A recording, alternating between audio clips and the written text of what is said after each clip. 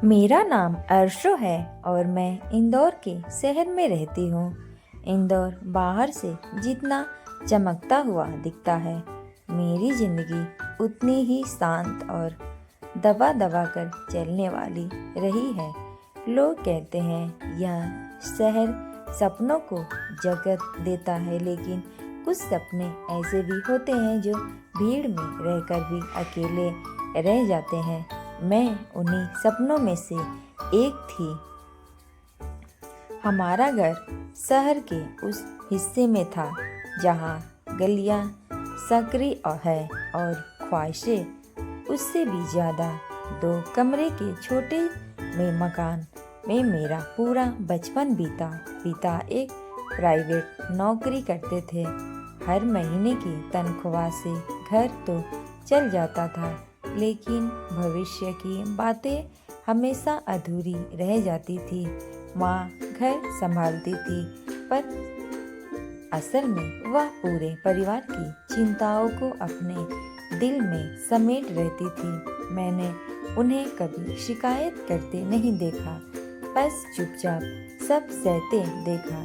मैं पढ़ाई में ठीक ठाक थी, ना बहुत होशियार, ना बिल्कुल साधारण, लेकिन मेरे अंदर हमेशा एक बेचैनी रहती थी, जैसे मैं सिर्फ वही जिंदगी नहीं जीना चाहती जो मेरे लिए पहले से तय कर दी गई थी। स्कूल से कॉलेज तक का सफ़र यूं ही निकल गया। हर साल वही सवाल, वही उम्मीदें, आगे क्या करना है, और हर बार मेरे पास एक ही जवाब होता, सोच रही हूँ। लेकिन सच ये था कि मैं सोच नहीं रही थी, मैं डर रही थी। डर इस बात का कि अगर मैंने कुछ अलग चाहा तो लोग क्या कहेंगे। अगर मैंने अपनी राह चुनी और वो गलत निकली तो हमारे यहाँ लड़कियों को सपने देखने से ज़्यादा समझौता करना सिखाया जाता है। धीरे धीरे रिश्तों की बातें शुरू हो गई। हर कोई मुझे देखने परखने लगा, जैसे मेरी जिंदगी कोई फाइल हो जिस पर जल्द फैसला होने जरूरी है। मैं चुपचाप रहती थी, क्योंकि मेरे अंदर जो सवाल थे उनके जवाब किसी और के पास नहीं थे। इंदौर की शामें मुझे हमेशा अपनी ओर खींचती थी। छत पर बैठकर मैं आसमान देखती रहती थी। नीचे शहर अपनी रफ्तार से चलता रहता और ऊपर मैं अपने ही विचारों में उलझी रहती। कभी कभी लगता था कि मेरी जिंदगी भी इसी शहर की तरह है, बाहर से सामान्य, अंदर से बहुत कुछ छुपाए हुए। एक दिन कॉलेज की एक सहेली ने यूं ही कहा कि मैं अच्छा लिखती हूँ। उस बात ने मुझे अंदर तक हिला दिया। उस रात मैंने अपनी पुरानी डायरी निकाली। पन्नों पर बिखरे मेरे डर, मेरी बातें, मेरी खामोशी, सब कुछ वही था। पहली बार लगा कि शायद मैं बोल नहीं पाती, लेकिन लिख सकती हूँ।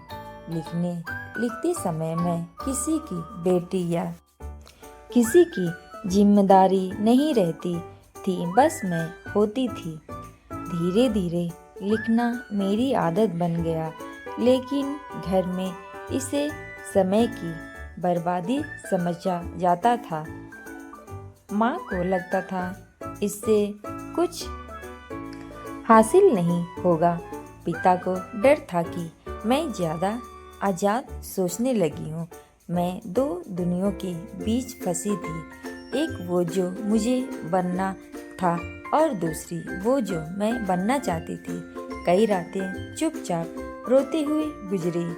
कई बार खुद से सवाल किया कि क्या मैं गलत हूँ, लेकिन अंदर कहीं एक आवाज़ थी जो कहती थी कि अगर मैंने खुद को नहीं सुना तो जिंदगी भर पछताऊंगी।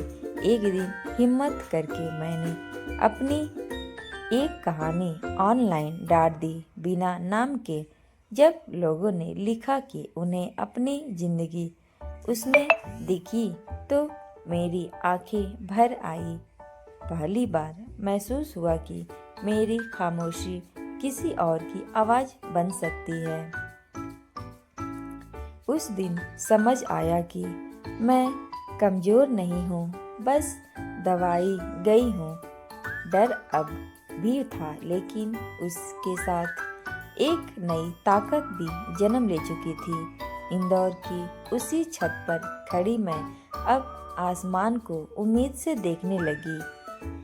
मुझे नहीं पता था आगे क्या होगा, लेकिन इतना तय था कि अब मैं खुद से भागने वाली नहीं थी।